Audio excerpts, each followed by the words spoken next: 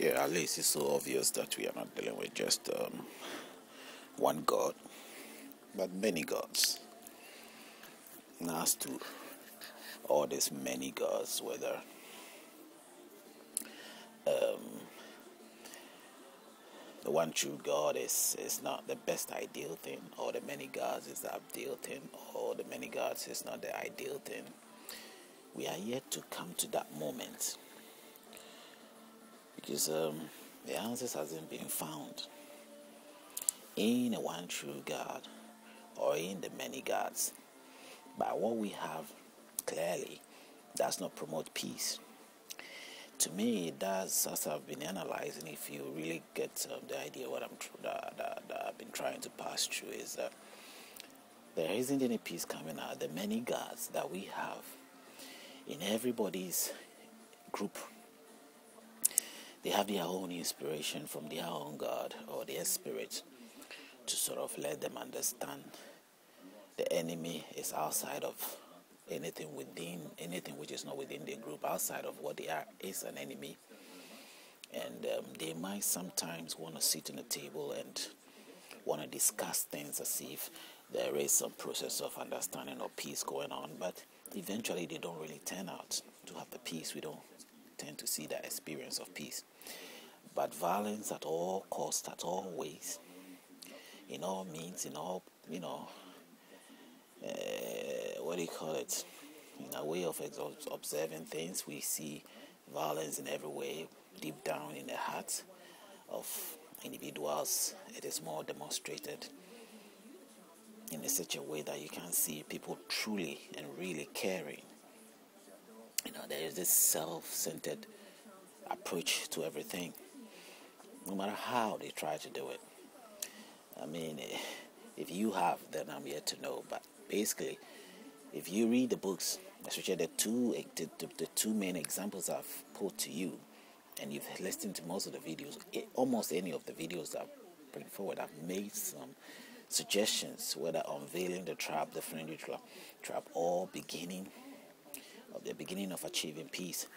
I make quotation from the Quran, from the Bible, and you see the statements which incites the characters that will be coming out of all these two institutions will definitely always have themselves knowing that they are not entirely from the same background. They may say they are all Abrahamic, but they all have their distinctive core understanding that they hold on to, that nothing changes that. Now, where is it coming from? The gods that they believe in, the masters that rule their life, what they have entrusted their life with is what decides what they should do. And that is what happens. What else should decide what I should do? If I have given my life to somebody as my mentor, that's what I look up to. If I'm not pretending, then I'm really, doing it in sincerity and in honesty. I'm doing it truthfully. It's either that or that. So if you cannot depend on your own common sense, you cannot develop your own brains, and over the years you've ended up losing that yourself brain, and you depend on mentors, on guidance from books that they are there to give you some idea, but not entirely making the choices for you.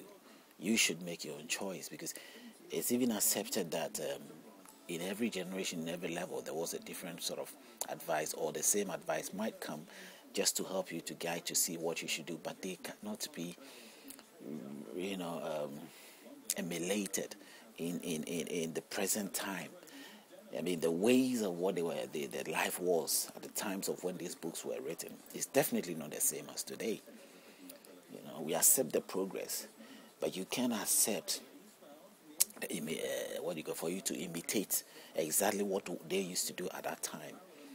You want to, that's fine. It's entirely up to you, but you will look very old-fashioned. You will be different. You will never be able to blend in the advancement that there is today, and you will look awkward. So basically, the gods have clearly pointed out, and from what we have been putting out, if we see the many gods being there, because you cannot say it's a Christianity and you reject Muslim, or Muslims have to now end up saying that, okay, we accept Jesus, all right, but you don't accept Muhammad. We accept Jesus. because he's part of the prophets, he's part of the Abrahamic line. We accept him, but we don't believe that he died and rose. We believe that he was exchanged. All accounts of stories are coming out which cannot really solidly back that evidence, that strong opinion we have of whatever faith we belong to. And I'm not just saying it's whatever I'm saying related to whatever faith you might belong to, whether you're a Buddhist or you're a pagan in whatever form of shape that you are being characterized, to be. At the end of the day, what matters is that you are asking the same questions to your God, because it is a spiritual thing with a physical, state of mind, approach to it. There is no any other way of seeing it. We're dealing with spirit, like it or not. That is possible. It's like you saying you're dealing with enzymes, or we're dealing with bacteria. Whether we like it or not, they are there. They're real. It's high as there. You might not have seen bacteria yet, but the bacteria are there. It's the same way with the spiritual thing. You can give it a go. Mingle among spiritual people a lot, and you will end up seeing the experience we're talking about. I mean, is it normal the way people will behave? Definitely something drives people to behave the way they behave. So surely, as they are so convicted to whatever it is they are into, there is some driving out there. You might not see it, but there is something that drives them. Some of it can be pretending. Some of them can be plainly, obviously, you can see that it is pretense. But whichever way you might see it, there's also genuinely others in there.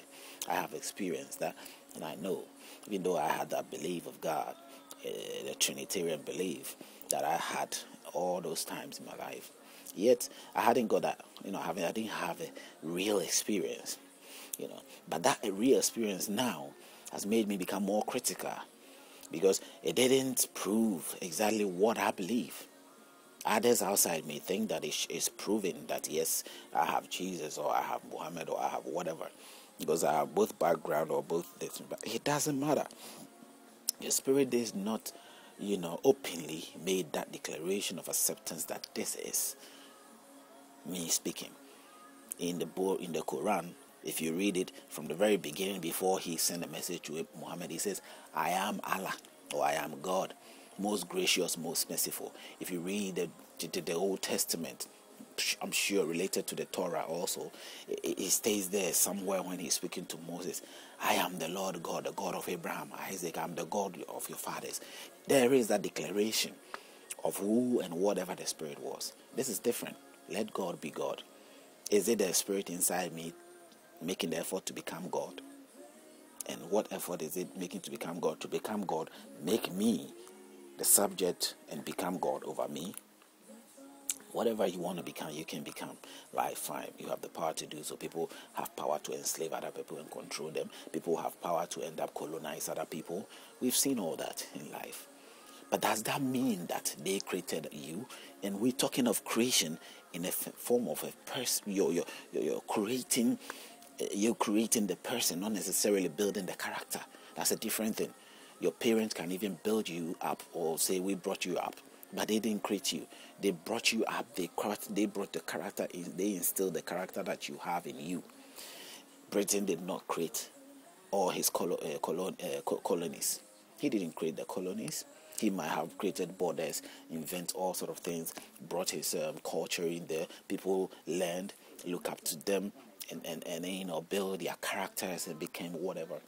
They were instilled with some ideas and norms of life and all that. But the British people did not create those colonies. They didn't create the people in there. They might have created the borders around it. They might have do whatever it is that man can do. That's as far as it should be.